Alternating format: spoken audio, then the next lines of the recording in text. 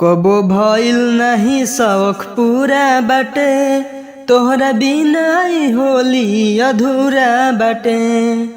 तो दोस्तों इसी ट्रैक पे न्यू सॉन्ग लेके आया हूँ, होली का सॉन्ग है, बहुत ही बढ़िया मैटर है। आप लोग कोई भी इसको रिकॉर्डिंग करवा सकते हो।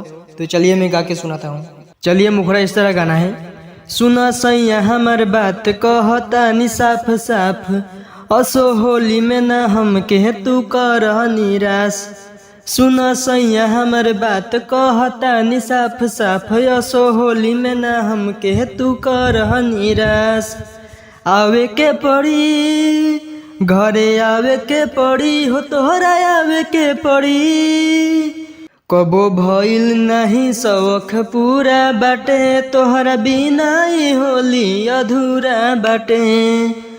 कबो भइल नहीं शौक पूरा बाटे, तोहरा बिना ही होली अधूरा बाटे। फर्स्ट अंतर इस तरह गाना है। होलिया में नींद चैन भुलाई जाला, सैया तोहरो जुदाई ना सहल जाला। होलिया में नींद चैन भुलाई जाला, सैया तोहरो जुदाई ना सहल जाला।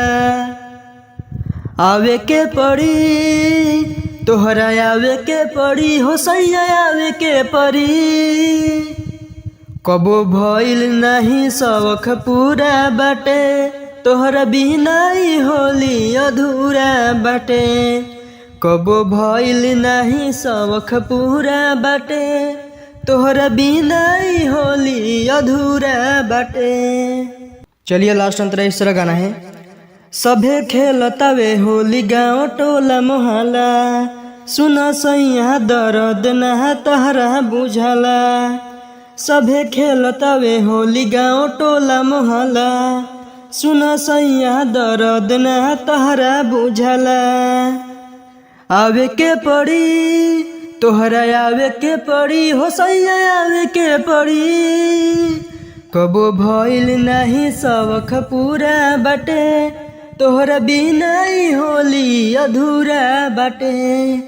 कबो भइल नहीं शौक पूरा बाटे, तोहरा बिना ही होली अधूरा बाटे। चलिए गाना यहीं पर कंप्लीट हुआ और बिल्कुल फुल फ्री सॉन्ग है। आप सब इसको रिकॉर्डिंग करवा सकते हो और आपको अगर पर्सनली सॉन्ग लिखवाना हो तो आप कमेंट कर सकते हो।